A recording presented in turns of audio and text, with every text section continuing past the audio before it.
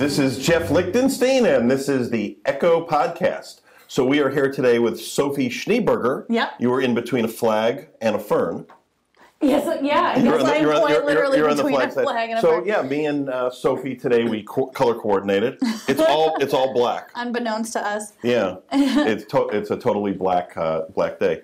So Schneeberger, where's the origins of Schneeberger? Did you have nicknames as Schneeberger? Oh my gosh, the nicknames. Yeah. The nicknames went from like cheeseburger, do you want fries with that, to like sneeze booger. I mean, when I was a kid, it was never ending. But no, my dad is super duper German. Mm-hmm. His name is Wolfgang Schneeberger. Oh, he's Wolfgang. I didn't know that. Wolfgang Georg Schneeberger. He was Wolfgang and Georg. Yeah, it's the German George. Okay. And he was born in 1945 at the end of World War II in Bavaria, Germany.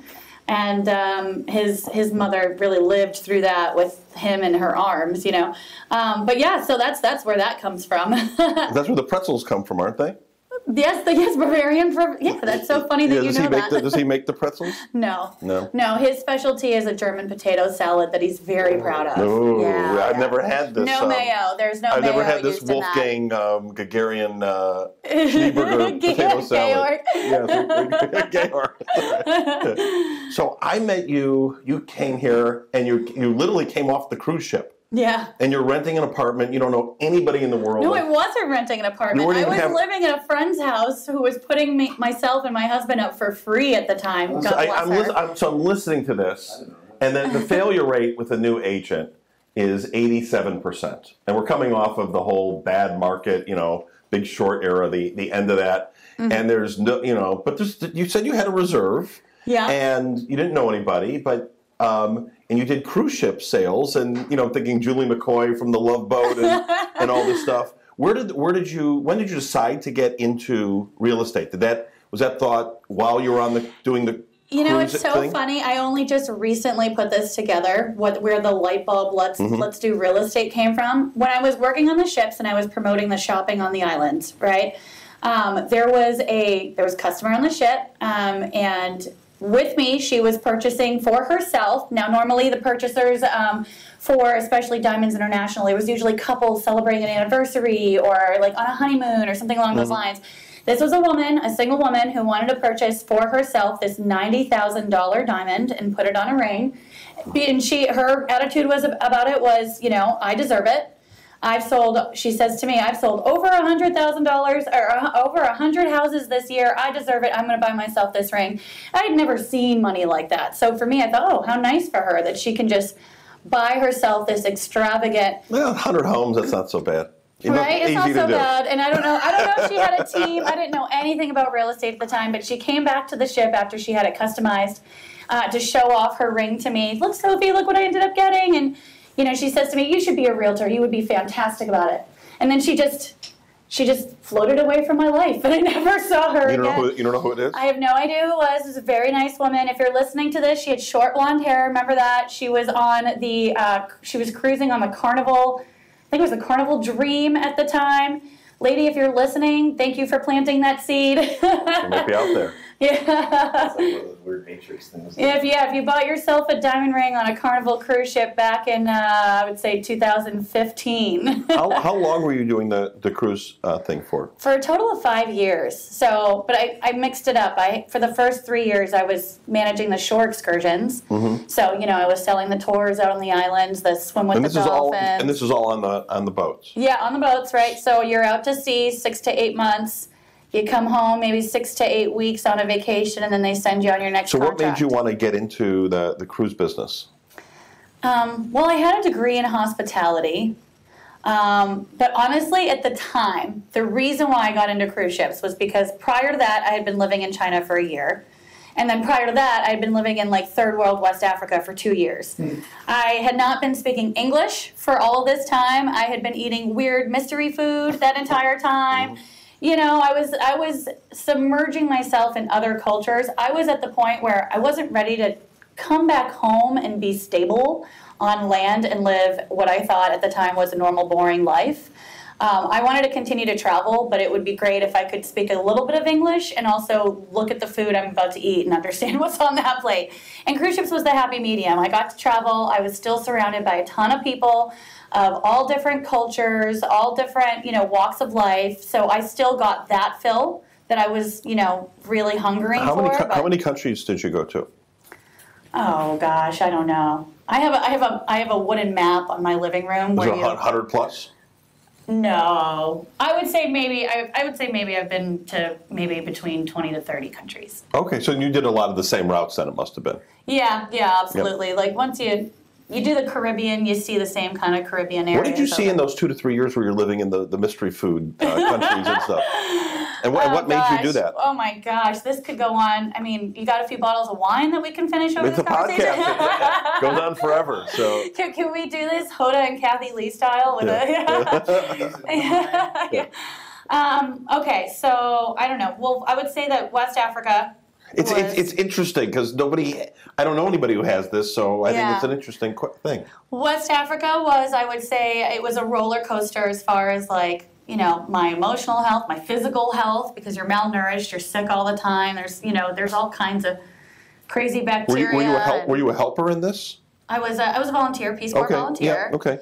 So they give you a lot of freedom as far as what project do you want to take on. I've decided to work with women's organizations who make shea butter.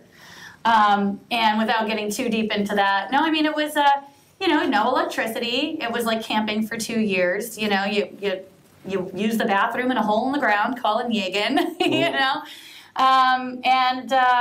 and you just submerge yourself in their culture. I spoke the village language, Bambara.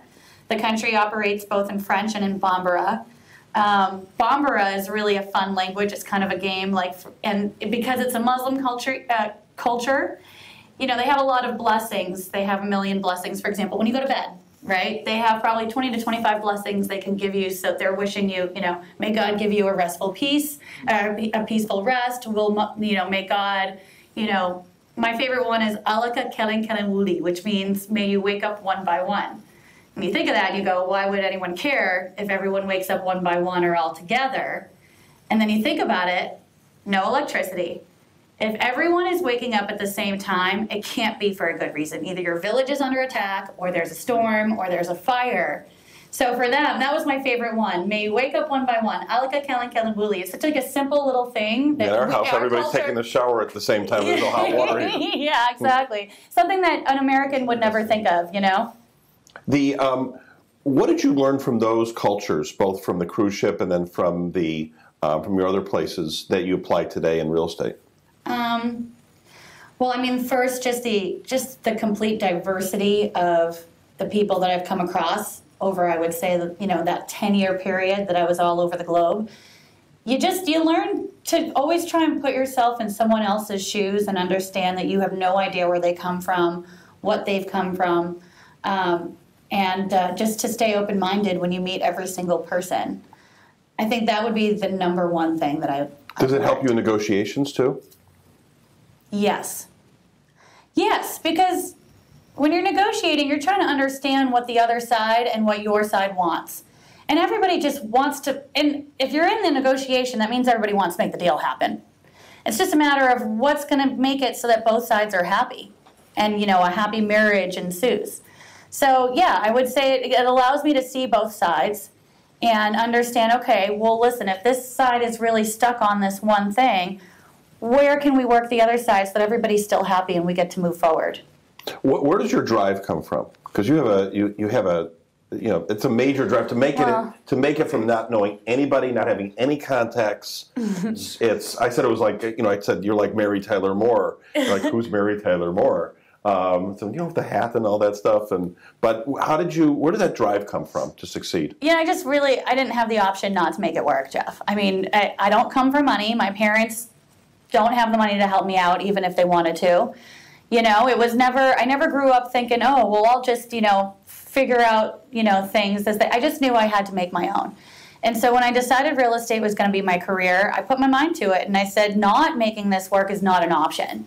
Especially coming here with an immigrant husband at the time who couldn't work, so I was supporting him.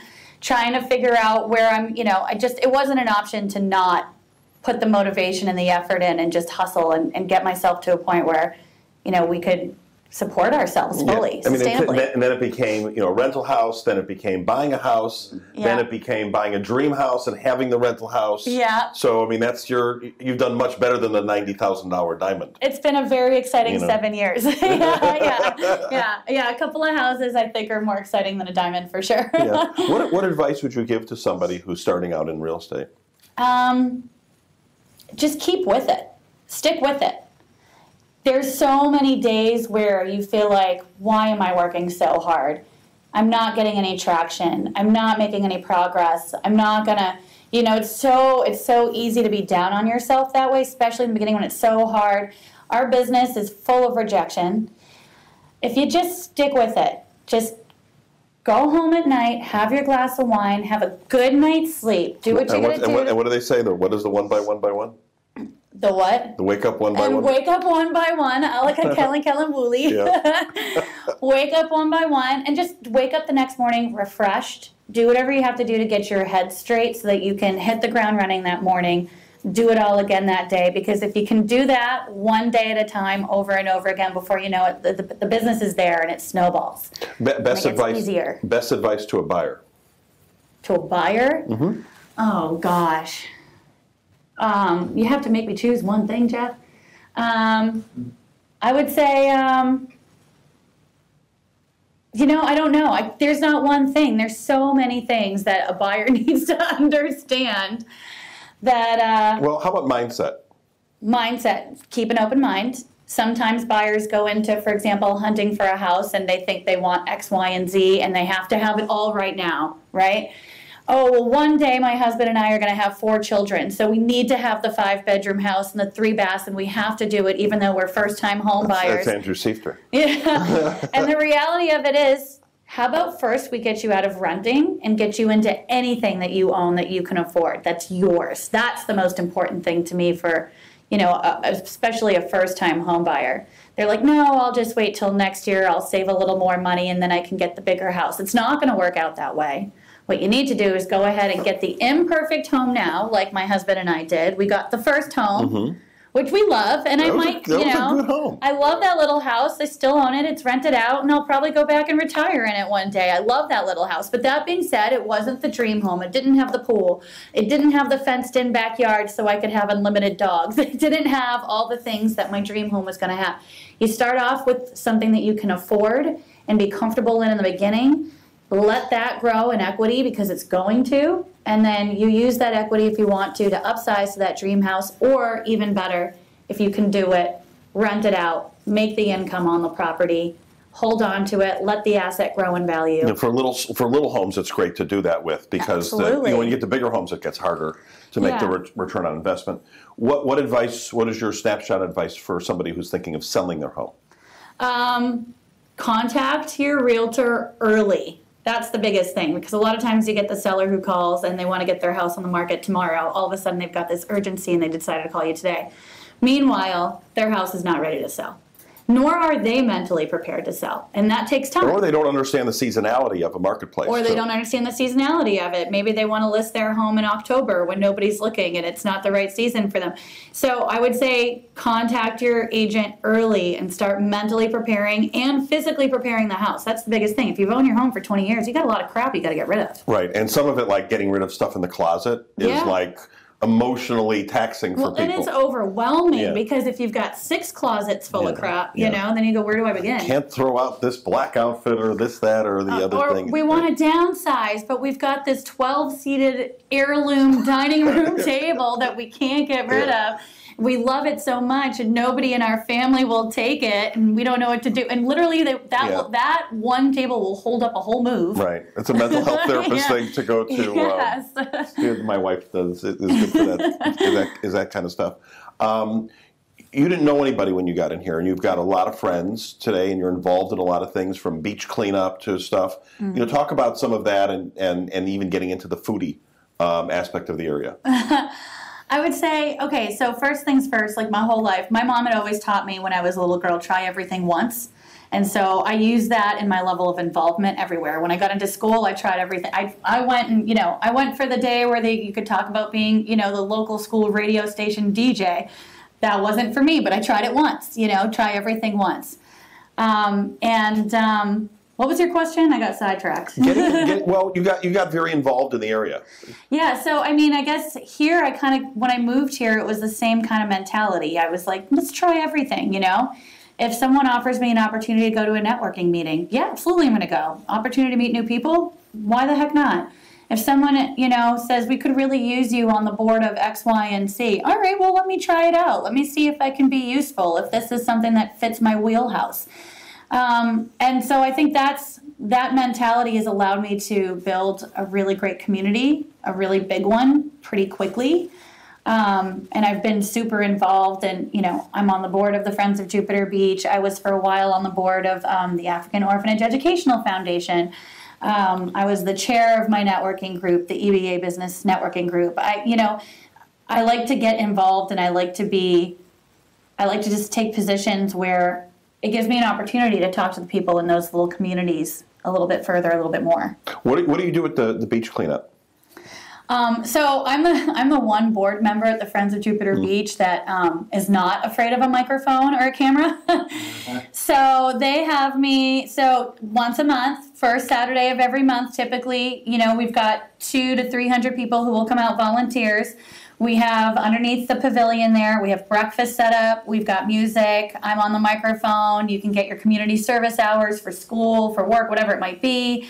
I'm the one on the microphone that basically just kind of guides everyone. All right, first time to check in at the white table over here. When you do that, time to pick up your pickers and your trash buckets.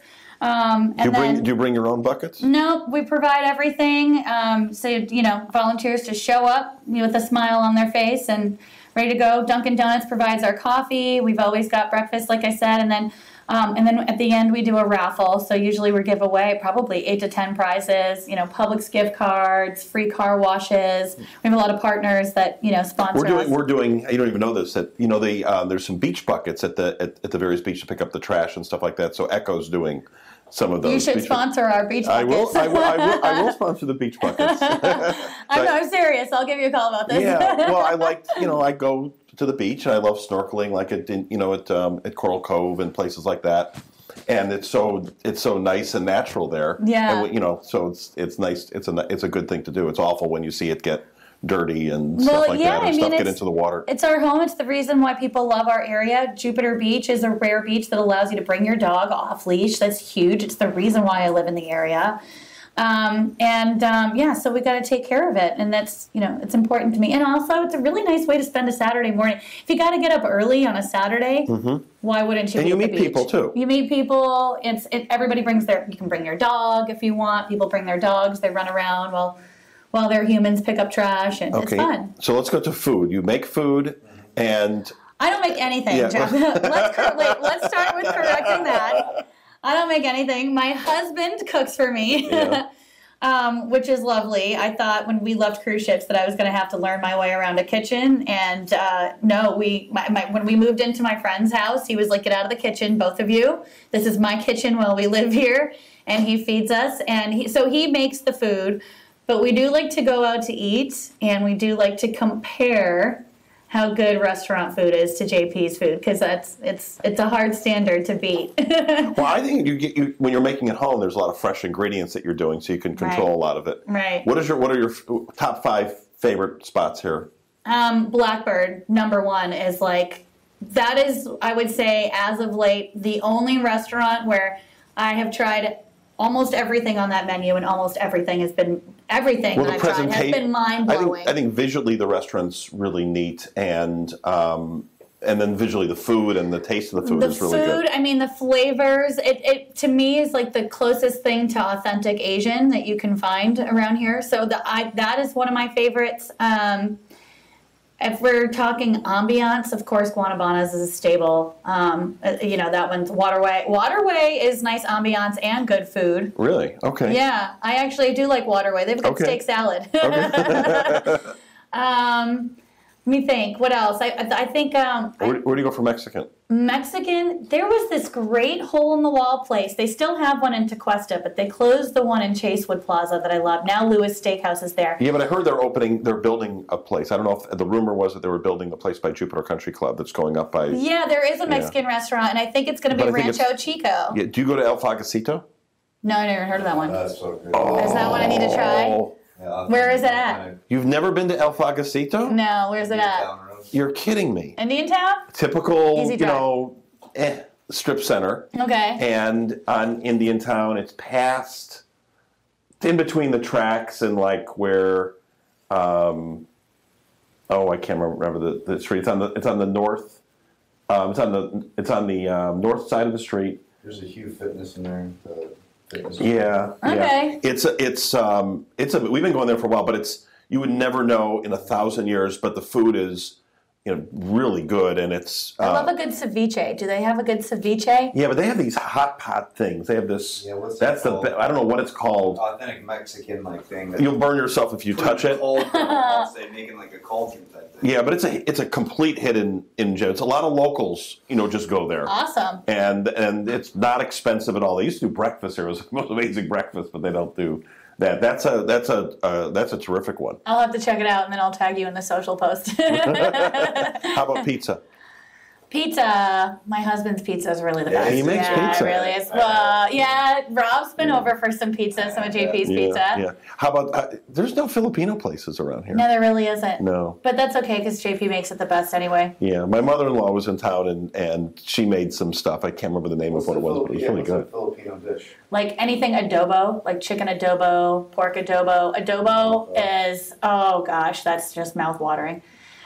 Really good. It's like a lot of fishes too. A lot of seafood. Lumpia. It's like it's almost like a spring roll. So are you a fried or fresh? Oh, I like it fried. Yeah, I like it fresh. Yeah. So yeah, lumpia is very good. Lumpia. Yeah. It's like a spring roll with meat in it.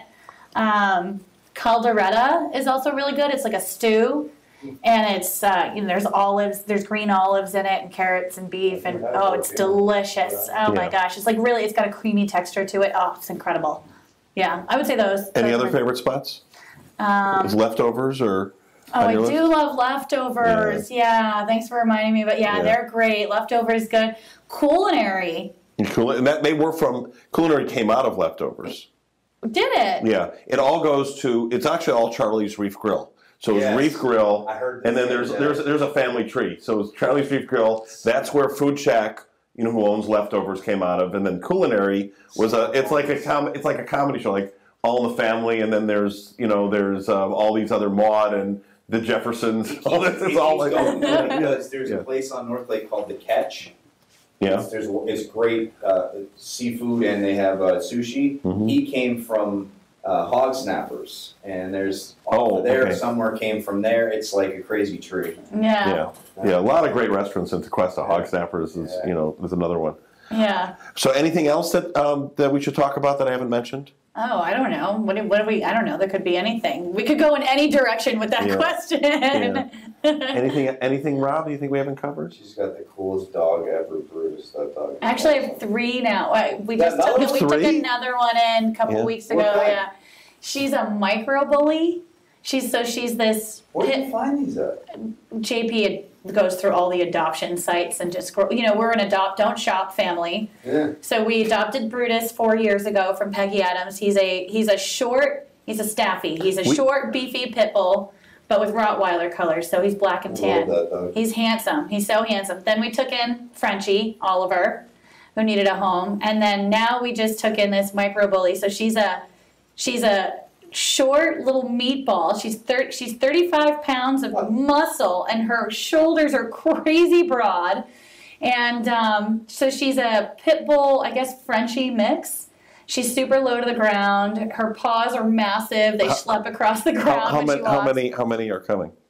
Is 3 your numbers or more? No, 3 is the perfect number of dogs in my opinion. Anything else? Because you're on the farms, or any like with a pig or anything like that? A pig was a big. It was kind of the reason why I moved to the farms. I would love to have a pig. Alyssa wanted a micro pig. Yeah. Well, the thing is everybody says they want a micro pig, but none of them are really micro. Then are they? Yeah. Everybody's always like, oh, well, I know this person who got a micro pig and they didn't expect it to become 350 pounds, and I'm like, okay, that's how it all turns out. So for me, I do want to do the pig. I think maybe in the future, when maybe we've got some more humans in our household to help with all the animals. What are these? What humans? Yeah, I'd like the idea of one day, because we don't have children of our own, fostering older kids, maybe high schoolers, the ones that typically get overlooked because they're past the age. I think I'd like to be. I have somebody, by the way, to hook you up with, who we're friends with, who wants to do exactly the same thing. Yeah. You should probably talk with her. Yeah, definitely would love to. Yeah, it's not going to happen tomorrow, but it's definitely something. They're in the same. They're in the same shoes. But we just went out with them, and we were having this conversation. Where did Brutus come from? Brutus came from the name. Oh.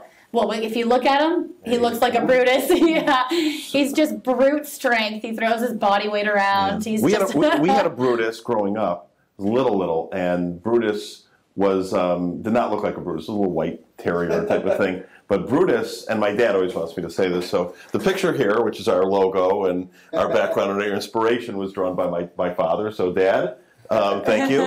So, and he said I have to stand up to present it, so I stood up to present it. I think you cut your head off. That's all right. So we had a Brutus, but the dog would come home every day. My dad would come home, and he'd take his shoes off, and we'd take a piss in the shoes. Oh. I think I remember you said. So then our Brutus became an adoption dog, and you probably have. No, all right. Yeah, no, we were luckily. I did send Brutus to go get trained. There's a guy out in Loxahatchee who will take your dog for a number of weeks, and he will call you back when it's time for you to go collect your dog. And when you pick up your dog, it is a military dog. So we did put Brutus through that. He's a great dog. He's such a good boy. And now we've got these other 2 little. Yeah. Did I ever tell you my Ozzie story? Ozzie? No. So Savannah, we had a golden retriever named Savannah. It was a great dog, and she passed away. And time went by, and we decided to get another dog. And my mom knew somebody who bred these poodles, and so we were calling up, just getting some advice. And the next thing I know, Veronica said, we've committed to a PVGV, which was some fancy name for some kind of a designer dog. I don't know what it was. So I'm like, fine, we'll go along with it. And the only thing I wanted to do was name the dog. That was my only my only rule. And so then the dog was black and white. So the manager of the Chicago White Sox at the time was Ozzie Guillen, who was this crazy manager. So the dog comes in, and the dog just is not trainable. And the lady says she's going to train the dog, and she's over like your friend, the trainer, and it's just not working. And the dog's driving everybody in the house. We had another dog at the time, and the dog driving that dog crazy, and so it's not working out really well. And then the dog would get loose and would just run, and it was just, the whole thing was impossible. So finally, and we're talking about, do we give this dog away and all this stuff? I'm like, no, we have to, we're responsible dog owners and stuff. And then there was a nip with Sam. Oh. And Sam's like, oh, but it'll be ugly and all this stuff. So we're like, okay, it's not working out. We're the wrong household. Yeah. So I had a client who it wasn't Peggy Adams, it was another one way on military. So I call him up and say, I don't want this dog to get destroyed, but can you find a home for him? So I will find a home. So I take Ozzie. I put him and I just had a new Porsche Cayenne at the time, and Ozzie's in the back seat, and I'm going down. I'm passing Publix on Military Trail right before PGA, and Ozzie decides to take a piss. And this is like Brutus in the back seat of the car, and I pull over to the right, and I get out of the car. I open the door. Ozzie bursts out and just starts running. I'm running, and I'm in a suit, and I'm running after Ozzie. And I'm breaking a sweat and everything, and I get back, and I have some paper towels in the back, fortunately, and it all evaporated into the seats. So we get to the place, I meet my guy, I pay him, it was like $25 or $50 for the paperwork. and I go on my merry way, and I'm not, after that thing, I'm not feeling guilty You're about over Ozzie. it, yeah. So we had a lady who helped take care of our house then, with all the kids and stuff. Her name was Grace, and Grace and her mom, they felt like, they should, they liked Ozzie, and they said, we're going to take Ozzie. So they go in, and then I say, I'll pay the $50. So I go back in, I bail Ozzie out. Grace and her mom take the dog, and they start fighting with each other because Ozzie's driving him crazy and yipping and yapping and stuff, and the mother says, the dog needs to go. Mm-hmm. So then they give Ozzie to this lady. So the lady takes the dog, and then about 6 weeks later, I get a call one day. And back when there was a landline, and they said, we have Onyx here for you. And I'm like, what are you talking about? I said, Onyx. I said, I have no idea what you're talking about. What is an Onyx? Mm-hmm. They said, well, a dog was left in a box, and it said, here is Onyx. So she did not speak English very well, and she called Ozzie Onyx because Ozzie's black like us. And so I'm like, oh my God. So I went back. I had to go bail Ozzie out so he doesn't get destroyed. Aww. And I had a friend named Travis. So Travis had hound dogs. This is what he was. He was not a PBGB. He was a hound dog, and hound dogs are stubborn, for those of you who don't know. And so I say, Travis, they're going to destroy it, and I'm giving him this big guilt trip. He said, okay, I'll take it. So I went down, paid the $50. We gave Travis the dog, and I'm hoping, okay, Travis will find a home. So Travis calls me and he said, he is corrupting my other hounds. And they're all like trying to get out of the fence and stuff like that. This is a troublesome dog. This is going on and on. And, and so then Travis finally calls me. It's like at 8:30 at night. And he said, hey, I got great news. I have a friend. And somebody came over and they took a nice young couple and they took the dog. Mm-hmm. And he says, hang on, that's my doorbell. I'll call you back. Don't make the couple with the they dog. returned Ozzie after half an hour. Oh my gosh. So they returned him. So then about a couple weeks later, there was a copy man at his office named, I forgot his name, but he decided to take the dog. He had a big yard, probably in Jupiter Farms, and he named him Fred. And so Onyx was all gone and never to be heard from again. Other Finally. than I ran into Travis a few years later, and he said, Travis said, I ran into the copy man, and the copy man had all these red marks and all over his arm. He's like, what's going on? He goes, I threw out some chicken, and Ozzie went crazy in the garage and attacked him and stuff. So that's the last I heard of after that point of Ozzie. That's the most troublesome dog I've ever heard of. Yeah. So dogs that piss, that's a theme of the day. The theme of that one, yeah. All right. So to work with Sophie, what is your contact information? You can call me at 561-808-4114 or email me at sophie@echofineproperties.com. Okay. And how do we spell Schneeberger for the audience? This is literally my day in, day out. S as in Sam, C-H, N as in Nancy, E-E, B as in boy, E-R-G-E-R. I'm sure everybody got it right away. Not the B-U-R-G-E-R. No, people do the B-U-R. I'm not a hamburger, I'm a Schneeberger. Yeah. All right, so for myself, Jeff Lichtenstein, Randy, Rob, Sophie.